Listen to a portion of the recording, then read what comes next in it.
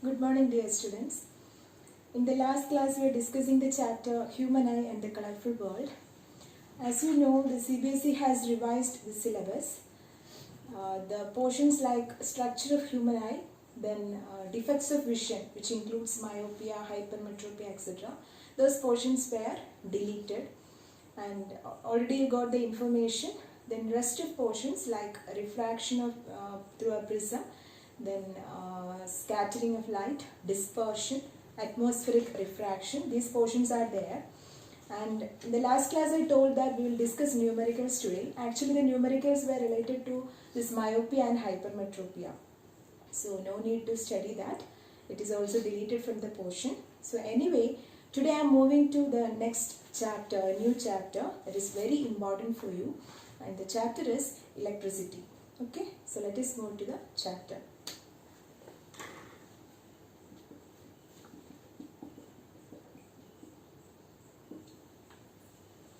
So electricity is a common word for you, isn't it? We can't imagine without electricity. That is the present condition. So what is electricity? Electricity means it is the study of charges. Electricity is the study, actually it is the branch of physics which deals with the study of charges. So electricity is the study of charges, something related to charges. Okay, something related to what? Charges. Okay. Now this electricity is classified into two. Do you know that? Some portions you have studied in your 7th and 8th standard. Anyway, I will say that two classifications. They are, first one is static electricity. First one is static electricity and second one is current electricity. Okay, current electricity. So static electricity and current electricity. Now what do you mean by static? Static, the word stationary, what is that? It is at rest, isn't it? So static means which is at rest. What is at rest? The charges are at rest. Okay. So static electricity is a branch which deals with the charges which are at rest. Clear? Now current electricity. Current means motion. Okay. Current means what? Motion. So this current electricity deals with the charges which are in motion. Clear? So electricity is related to electric charges. Then it is classified into two. They are static and current. Static electricity and current electricity. Static electricity deals with the electric charges which are at rest and current electricity deals with the charges which are in motion. Okay.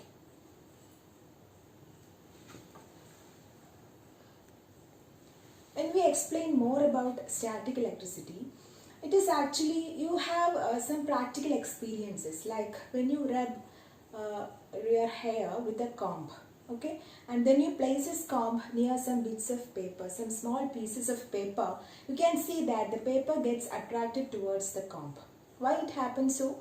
Because when you rub there, you're actually, because of friction, isn't it? Because of friction, some charges are developed on the comb. And this comb, when it placed near some bits of paper or some light things like that, what will happen? They will get attracted to it. Why? Because charges are developed.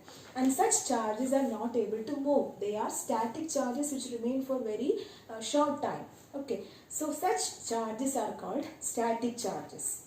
So like that, so many examples are there. When a glass rod is rubbed with silk, it can attract some other things. Like that, so many examples are there. And this static electricity you will study in detail in your 12th standard. Okay. In this, your present chapter, you are discussing with current electricity, where you are considering the electric charges in motion. So we can move directly to current electricity. Before moving to this main topic, first we have to discuss what are conductors and insulators. Okay.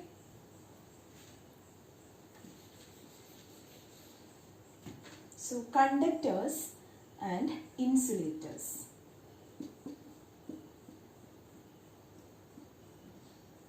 You all are familiar with the term conductors and insulators. First of all, when we discuss about conductors, you can clearly say that which allows what? Electric charge to flow through them. which allows the electric current. Actually, you studied like that. We have to go into the details. Anyway, we can say that conductors are those materials which allows electric charge to pass through them. Okay. When the electric charges are in motion, we can say that that particular material can conduct. So conductors are those materials in which the electric charges can freely move. Clear? But insulators do not allow the electric charges to flow through it. Insulators do not allow the electric charge to flow through it. And for conductors, if anyone asks you an example, you will surely say the best example, which are the metals. I am sure you all know that metals are good conductors. And for insulators, you can use the examples like rubber, plastic, etc. Okay, rubber, plastic, glass, etc. So here conductors are those materials which allows the electric charge to flow through them, and insulators are those materials which do not allow the electric charge to flow through them. Okay. So a question arises like, why metals are considered as good conductors of electricity? Some of you may have answers with you right now. Why metals are considered as good conductors of electricity? Why? Because metals contain large number of free electrons in them. Okay, it is a very important question. So metals contain large number of free electrons. What do you mean by free electron? Because all materials or all substances are made up of atoms. You know that. You have studied in chemistry also. And in this atom, you know what are the constituents of an atom? Atom consists of a nucleus, which includes a proton and a neutron. Then electrons are revolving around the nucleus in fixed orbits. Right. So, in the case of a conductor or in the case of metals, what is happening there is, there in the outermost shell, in the outermost shell there will be large number of free electrons. That means the electrons which are loosely bound with the nucleus. Which are loosely bound with the nucleus means they are free to move. Okay. So in the case of conductors or in the case of metals, there are large number of free electrons. So these free electrons are responsible for the conduction. So in metals, why? Because of the presence of free electrons, they are considered as good conductors of electricity. Okay. So in the case of insulators, the electrons are not loosely bound to the nucleus. That means they are tightly bound. Understand? They are tightly bound to the nucleus. They are not able to move freely. So that is the reason why insulators are considered as bad conductors, and this metals or the conductors can easily conduct. Understand? So metals consist of large number of free electrons. Free electrons means the valence electrons or the electrons in the outermost shell. These electrons are free to move.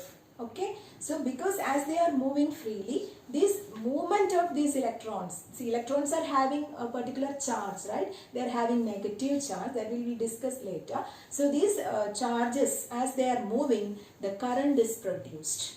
Understand? So here the electrons are responsible for the conduction, whereas in insulators they are tightly bound to the nucleus. Okay, there are not much free electrons to move. So in such a case, insulators are not conducting. They are bad conductors of electricity. So let us study more about electric charges. Okay. So you all know an atom, the structure of an atom. An atom consists of what are things? An atom consists of a nucleus, isn't it? Which is at the center. The nucleus consists of protons and neutrons. Okay, then around the nucleus there are certain orbits, and in those orbits electrons are moving. You know that, isn't it? So this proton has a charge. What is the charge of proton? Proton has a positive charge, isn't it? And this electrons has a charge which we consider as negative charge. Electrons has a negative charge. Okay. So these protons and electrons have a value for the charge. You know the value? You may have studied in 8th or 9th standard anyway. The charge of an electron, the charge of an electron or the charge of a proton is same, but the sign is different. and its value is 1.6 into 10 raised to minus 19. That is the value for what? A electron, charge of the electron. And you have to put a negative sign here because electron has a negative charge, isn't it? So the charge of an electron is 1.6 into 10 power minus 19. Clear? And also charge of proton is taken as 1.6 into 10 raised to minus 19. Same value only, but the sign is different because proton has a positive charge. Clear, no? So electric charge can be classified into positive and negative charge. As we said, protons having positive charge, electrons are having negative charge. Clear? Now, if two positive charges come closer, they will repel, like the magnet. In a magnet, if like poles are coming means they will repel, isn't it? And unlike poles will attract. The same thing here also. The like charges, when they come closer, they will repel, and the unlike charges, that means a positive and negative are coming means they always have a tendency to attract. Clear? So like charges will repel and unlike charges will attract. Now, electric charges, already we said that 1.6 into 10 raised to minus 19 is the charge of an electron, and this value is considered as the basic unit of charge. This value is considered as the basic unit of charge. And the SI unit of electric charge is a physical quantity and it should have a unit. You have studied so many physical quantities. For example, in 9th standard you have studied distance, displacement, velocity, acceleration, and for each physical quantity you are giving some units also, right? So here also the SI unit of electric charge is named after a scientist, which is Coulomb. C-O-U-L-O-M-B, represented by the letter C. Okay, so SI unit of electric charge is Coulomb, and electric charge is represented by the letter Q. Don't get confused. Electric charge is represented by the letter Q. For velocity we will write V. Acceleration we will write what?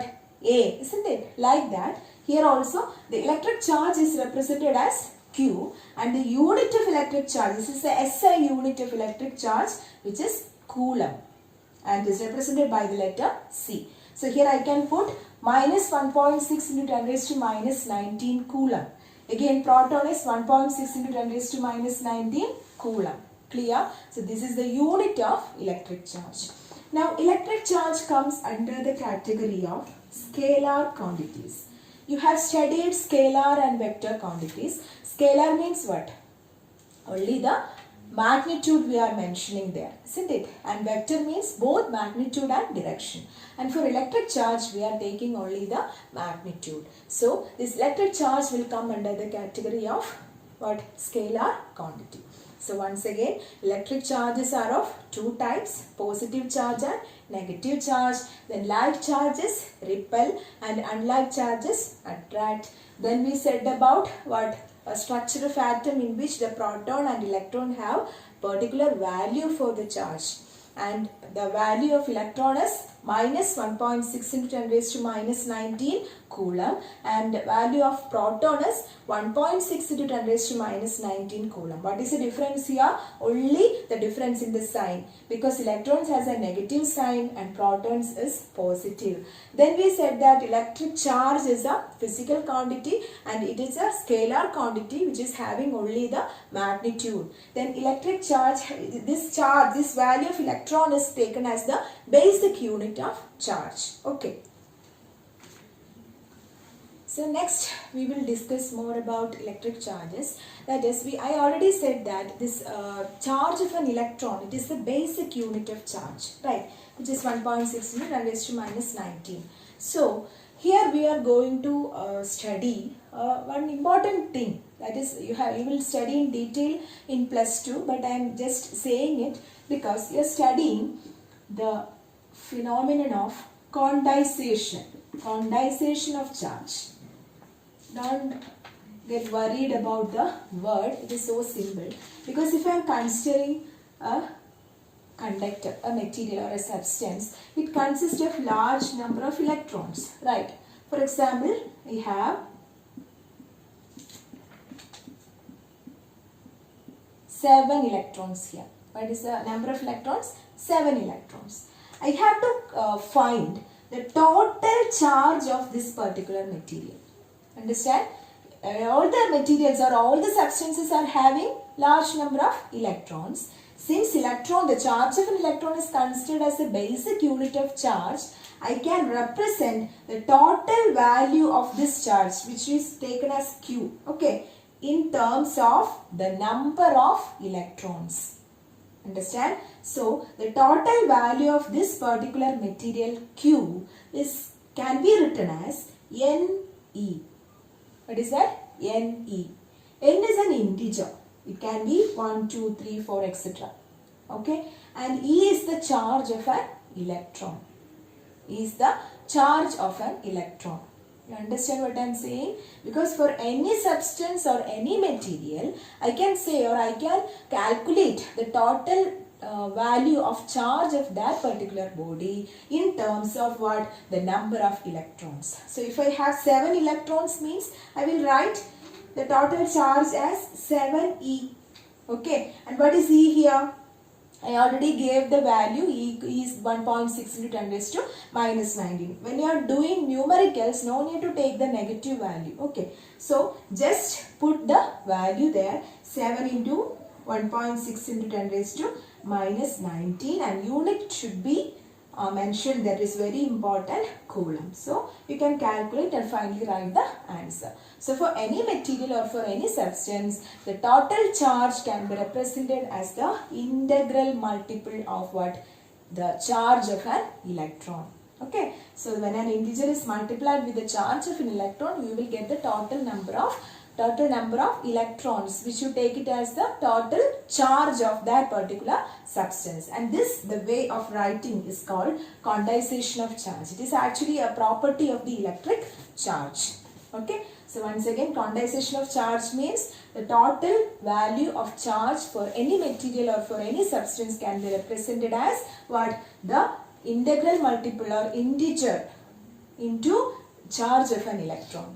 Charge of an electron will not be given in your question because it is a constant value. You should know that it is always 1.6 into 10 raised to minus 19 coulomb. So, it is 1.6 into 10 raised to minus 19 when you multiply with the integer. That means the number of electrons present there, you will get the total charge. So, let us do one question there. Okay. Question is, this question is in your textbook. Question is, how many electrons are present in 1 coulomb of charge? How many electrons are present in 1 coulomb of charge? So first you have to write the equation which represents the condensation of charge. What is the equation? Q is equal to Ne. Q equal to Ne. Clear? Then here you have to find how many electrons. That means N you have to find. Okay, N you have to find. And which is present in 1 coulomb of charge. That means you have a body whose total charge is 1 coulomb. You have to find how many electrons are present in this particular object. And you have the value for E, which is a constant 1.6 into 10 raised to minus 19 coulomb. This much is clear. So you can substitute the values. First you can take N here. N is equal to Q by E. Isn't it? For Q I can put the value 1. 1 divided by 1.6 into 10 power minus 19. Okay, 1 by 1.6 into 10 power minus 19. You can take this minus 19 in the numerator. So this will turn to 1 into 10 raised to minus 19 by 1.6. So changing the decimal, you will get like 10 divided by 16, isn't it? So 5 by 8. 5 by 8 is, what is that? 5 by 8 is 0, 6, 48, 6, 0, 7, 56, 405. That is 0.675 into you can write like 0.675 into 10 power minus 19. Okay, or you can write, sorry, this will turn to plus. When it go in the numerator, it will turn to plus. So 6.7 into 10 raised to 18. In this way also you can write. Either you can put like this, or you can change one decimal towards this side so that the power will change. So 10 raised to 19 will change to 10 raised to 18 when it becomes 6.7. So finally you can write 6 into 10 raised to 18 electrons. There is no unit since it is a number. You are finding the number of electrons. So just 6 into 10 raised to 18 electrons is the answer. Clear? Once again, you can use the equation Q equals Ne. Then Q equals Ne. E is the charge of electron, which is a constant, 1.6 into 10 raised to minus 19. N is the number of electrons present there. Q is the total value of charge. Here Q is given 1 coulomb, N you have to find, and E is the charge of the electron. So N equals Q by E, which is 1 by 1.6 into 10 raised to minus 19. You can take this minus 19 in the numerator, so it will turn to plus 19. Rest of this is calculation, max only. Then when you find, you will get like 6 into 10 raised to 18. No need to put the unit there because you are finding the number of electrons. So simply you can write 6 into 10 raised to 18 electrons. Clear? So next we will discuss a topic called electric circuit. Okay. You are all familiar with circuits. Some of you are very much interested in making large circuits. I know that because during exhibitions and all I have seen that. So anyway, what is a circuit? Circuit means it is actually a path. Okay. It is a continuous path through which electric current can flow. A path through which electric current can flow. Okay. So electric circuit means it is a continuous and closed path through which electric current can flow. Now this electric circuit can be classified into two. They are open circuit and closed circuit. Open circuit and closed circuit. Okay. Now, what do you mean by open circuit and what do you mean by closed circuit? In the name itself it is clear, because only when the circuit is closed, the current is able to flow. And if it is open means somewhere there is a break. Okay, somewhere there is a stop. So, the current is not able to flow. Now, for an electric circuit, what are the minimum requirements for an electric circuit? You can imagine. What are they? Yeah, first one is a battery or a cell. Okay, a battery or a cell. Then second one is a bulb to know whether electric current is flowing. If the current is flowing, the bulb will glow. Okay, so second one is a bulb. Clear. And the third one is the very important thing, that is a switch. Switch. So a battery or a cell, then bulb and a switch. And it is very difficult to draw the battery as a whole as it is there now. And for a switch, for a bulb, we are not drawing the exact pictures. We are using certain symbols. We are using some circuit symbols. And in this chapter, you have to study a lot of symbols. So when I discuss each one, I will mention the symbols also. And here today you are going to study a battery, then cell, bulb, switch, etc. Now what is the difference between a battery and a cell? Cell means having a single positive and negative. Okay, and battery means a group of cells. So cell is having only a single positive terminal as well as negative terminals. If large number of positives and negatives are connected end to end, which means it will turn into a battery. So here we can draw a circuit now. It's very simple.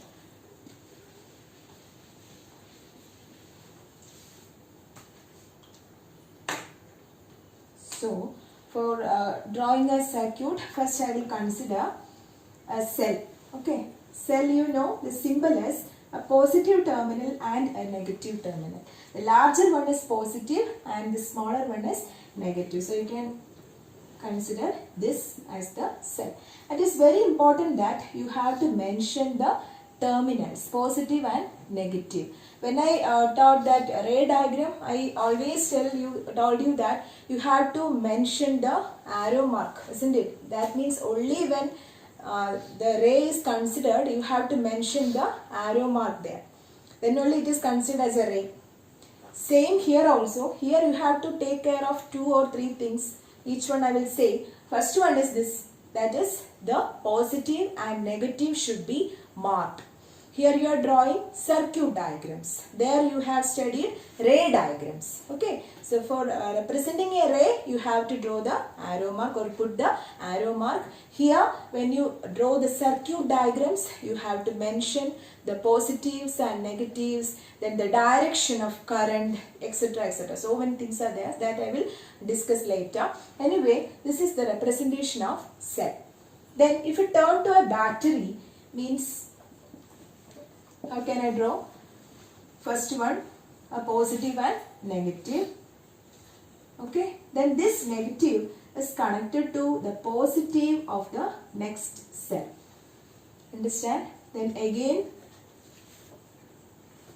Okay.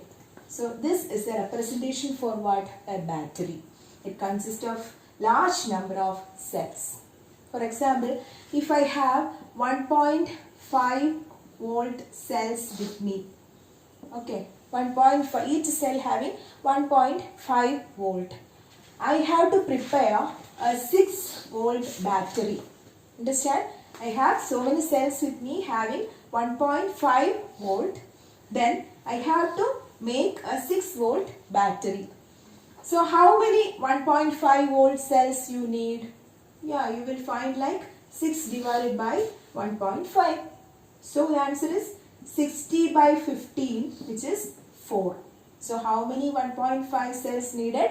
4 1.5 cells needed to make a 6 volt battery. Understand? So this type of questions are also asked. So you understand what is a cell and what is a battery. Then circuit symbols also we studied now. Then we are moving to a bulb. Okay. For bulb, you will draw like this. This is the representation for a bulb. Okay. Representation for a bulb. And then you have a switch. Switch, 2 representations are there. Anyone you can use. Both are used. So first one is this one. What is the difference here? Here it is open. Understand? I haven't put the switch there. When I close it by putting the switch, this is the diagram. This is the symbol. Understand? In this diagram, here the switch is open. That means the circuit is open. Only when the switch is closed, the current will start to flow. So for showing that it is closed, you have to put a dot in the center. Okay. Another representation of switches. This is the representation. In this way means it is open. Okay. If it is closed means you will draw like this. Clear? So these 2 are the representations of switch. Anyone you can use, no problem. In your textbook this is given. So here switch, which is open. This is also in the open form. Then here it is closed. This is also closed. Okay. So these are the circuit symbols.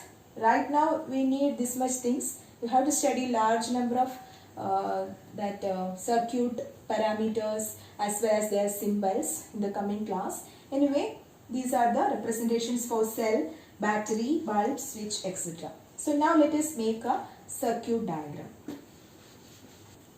So here you are asked to draw a circuit diagram which is consisting of a switch, a bulb and a battery having 2 cells each of 2 volt. Understand? Question you understand, no?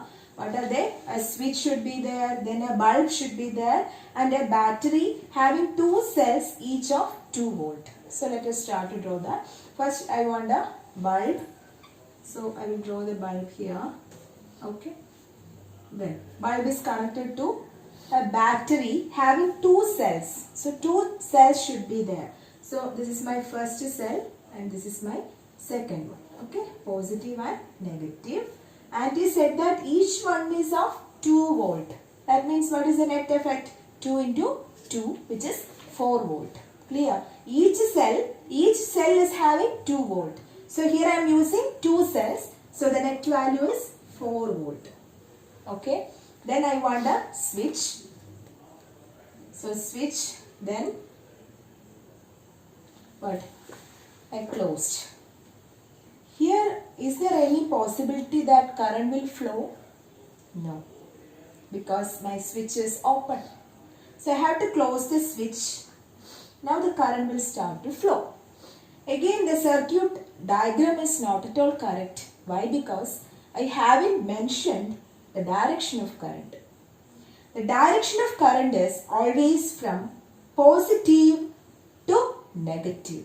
Understand? So you have to start from positive. This is my positive of the battery, right? So positive to negative. So this is the direction of current. Clear? So this is a small circuit diagram. This is a simplest circuit diagram. In your higher classes, you will study large and large circuits. Okay. So this is the circuit diagram. Now listen here. The direction of electric current. Direction of electric current is always from positive of the battery to negative of the battery. Why it is so? Okay. We will discuss more about that.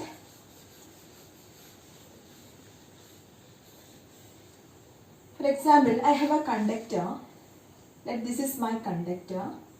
Okay. So a conductor conducts because it has large number of free electrons, isn't it? So large number of free electrons are present there. Now this conductor is not connected to a cell.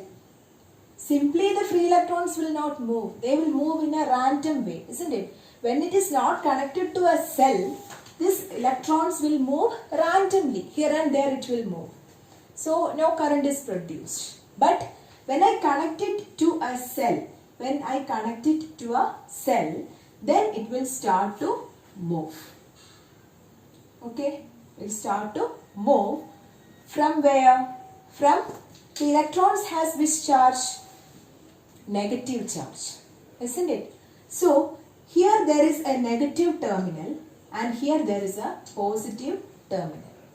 If the electrons are negative and here if there is a negative charge, we already studied that if two charges are same means they will start to repel, isn't it? So the electrons will move in this direction. Am I right? Because the negative terminal of the battery which is connected to this conductor, when the switch is on, the electrons will repel and it will move in this direction. Okay. When it moves, it will be in a particular direction it will be moving. And because of that movement, current is produced. Understand? So the electrons are moving from negative terminal to positive terminal. But we are taking the direction of current from positive terminal to negative terminal. Why it is so? Once again I will repeat. We said that because of the movement of electrons, current is produced. Simply the electrons will not move in a conductor. Only when it is connected to a cell or a battery, it will move. Okay. Now how does it move? When I connect this particular battery to this conductor, here there is a negative terminal and electrons have negative charge. So surely what will happen? The electrons will move in the opposite direction, isn't it? Because the electrons will repel because of the negative charge. So because of the repulsive force, it will move like this. So this movement of electrons will constitute a current. That is called the electronic current. It is called the electronic current. This is actually happening inside the conductor. But conventionally, we are taking the direction of current always from positive to negative. So the direction of conventional current is taken as opposite to the direction of electronic current. Direction of conventional current is taken opposite to the direction of electronic current. That means electronic current is always from negative to positive and conventional current is always from positive to negative. So always when we put the direction in a circuit diagram, it is taken as from positive terminal of the battery to negative terminal of the battery. Understand? Why we are taking so, or why we are taking the direction from positive to negative? Because before finding the electronic current, before finding more details about the movement of free electrons constituting current in a conductor, the people have found the direction like it is always from a high value to a low value. Understand? For example, if there are two beakers like this, okay, the water will easily flow from a higher beaker which is filled with water to a lower beaker, isn't it? Which is having a higher volume to lower one. Understand? Then if air is blowing means it is blowing from high pressure to low pressure region, isn't it? Heat will flow from hot body to cold body, always from a larger concentration to a smaller concentration. So in same way, in that logic, when the people thought about the direction of electric current, that means before finding this electronic current, the direction is conventionally taken as from positive having higher concentration, isn't it? From positive to negative of the battery. This is why the direction of current is taken from positive to negative, which we call it as the conventional current. And actually the movement of electrons is always from negative to positive, which we call it as the electronic current. So direction of conventional current is always opposite to direction of electronic current. So again, important thing. Okay. So direction also we studied. The direction is always from positive to negative. Clear? So we have studied so many things. Anyway, we are moving to the topic electric current. Okay, so how will you define electric current? Now you have an idea about what electric current means. It is the flow of electric charge. Normally we are considering the flow of electrons, isn't it? So in detail, if you are explaining or defining electric current, I can define it as it is the flow of electric charge in a conductor in unit time. It is the flow of electric charge in a conductor in unit time. Another way you can define as it is the rate of flow of electric charge. This is also correct only, rate of flow of electric charge. Understand? Electric current is the rate of flow of electric charge. So this is also the definition of electric current. What is this rate of flow? Rate of flow.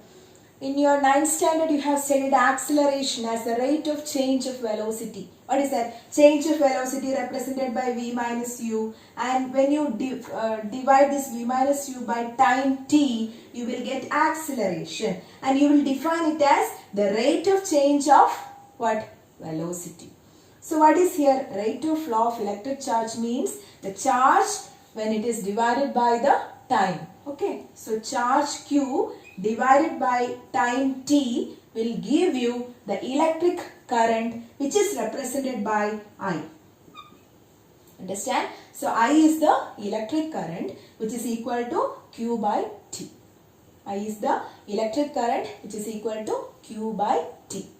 Don't get confused. Q is the electric charge and t is the time during which the charge the charge flows in a conductor. Time during which the charge flows in a conductor. Clear? So I can be, or electric current can be defined as the rate of flow of electric charge. Now, so this is my other physical quantity. Now, what is a unit? You have to say each and every physical quantity and you have to mention its unit. It is very important. So the SI unit of electric current is ampere. This is also the name of a famous scientist. Ampere is the unit of electric current. Okay. Coulomb is the unit of electric charge. Ampere is the unit of electric current. Also, you can write this ampere as equal to what? Coulomb by second. Can I write? Yes, because I equals Q by T, right? So Q is Coulomb and T is second. So ampere is equal to Coulomb per second. So you can write like A or C per S. Okay? A or C per S. Coulomb per second. Now, here one important question is there. The question is, define 1 ampere. Define 1 ampere. How will you define? If you want to find 1 ampere, you have to put the charge as 1 coulomb and time as 1 second. How will you define? How will you define? We can define it as, listen here, if a charge of 1 coulomb, okay, flows in a conductor in a time interval of 1 second.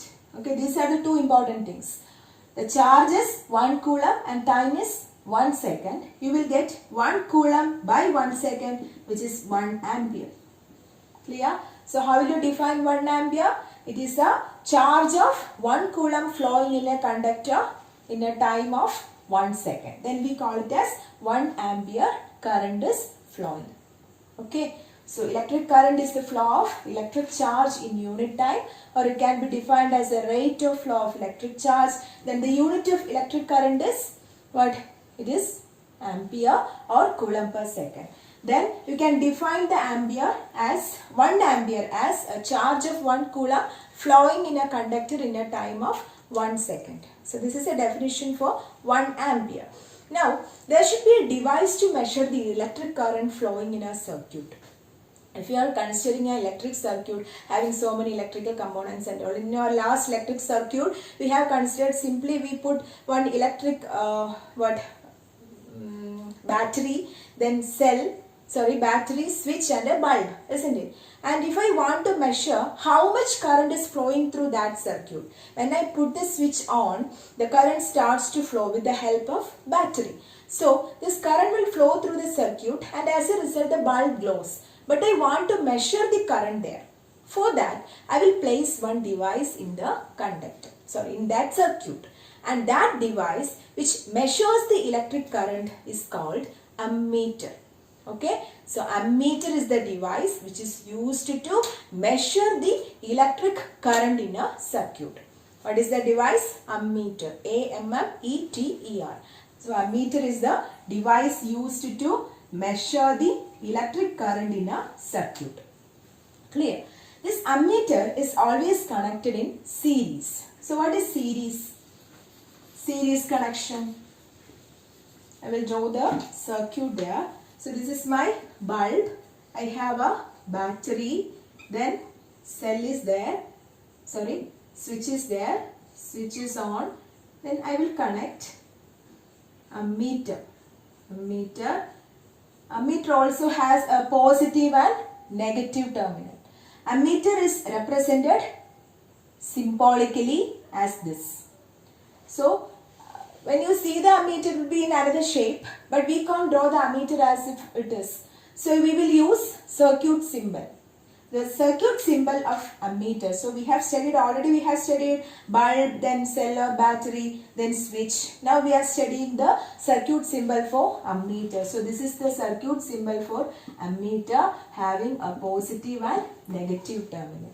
So this is the circuit. Here it series means the end of the bulb is connected to the end of the ammeter. This connection, again the end is connected to the next component. So in this way, if it is connecting, it is said to be series connection. Okay, direction you have to mention, then the positive and negative also you have to mention. Another important thing you have to take care is the positive of the ammeter. Positive of the ammeter should always be connected to positive of the battery. Very important, because the questions will come like wrong circuit diagrams are given there and you are asked to correct. Okay, often students make mistakes, so please carefully you have to listen that positive of the ammeter should be connected to positive of the battery and negative of the ammeter should be connected to negative of the battery. This is very important. Understand? So this is the device used to measure electric current in a circuit. So once again, electric current we defined. Electric current, you can say it as the rate of flow of electric charge, or you can use, instead of electric charge you can use electrons also, no problem, because you know that because of the movement of electrons current is produced. So mathematically I can write it as I is equal to Q by T, where I is the electric current and Q is the electric charge, T is the time. The SI unit of electric current is ampere. 1 ampere is defined as 1 coulomb of charge flowing in a conductor in 1 second. So ampere can also be written as coulomb per second. Both are same. Now electric current is measured using a device called what? Ammeter.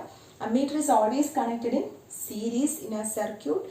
Ammeter, the positive of the ammeter is connected to positive of the cell and negative of the ammeter is connected to negative of the cell or battery. This much is clear. So I will just summarize the points that we discussed today. We discussed about electricity. Electricity is related to electric charges. It is divided into two branches, static electricity and current electricity. Static electricity deals with the charges at rest. Normally the case of insulators are discussed there. And examples for insulators are rubber and plastic. Then current electricity deals with the charges in motion. The best example is we are taking as conductors as the best example in the case of current electricity. Metals are good example for conductors. And what is responsible for conduction in metals? They are free electrons, presence of free electrons. But in insulators, the free electrons are less. The electrons are tightly bound to the nucleus. So insulators are considered as bad conductors. Then we discussed about electric circuit. Electric circuit means it is a closed and continuous path through which the current flows. It is classified into two, closed and open. Minimum requirements for an electric circuit are switch, then battery or a cell, then a bulb. Okay. Then we draw one circuit also, and in that circuit you understood that switch plays a very important role because switch is the link between different electrical components. Only when the switch is closed the current will start to flow. Then only we can see it as a closed circuit, otherwise it is considered as an open circuit. Then we discussed about the circuit symbols for bulb, switch, then battery or a cell. Difference between battery and a cell is group of cells will form a battery. Then we studied about electric charge, which consists of positive and negative charges. Like charges repel and unlike charges attract.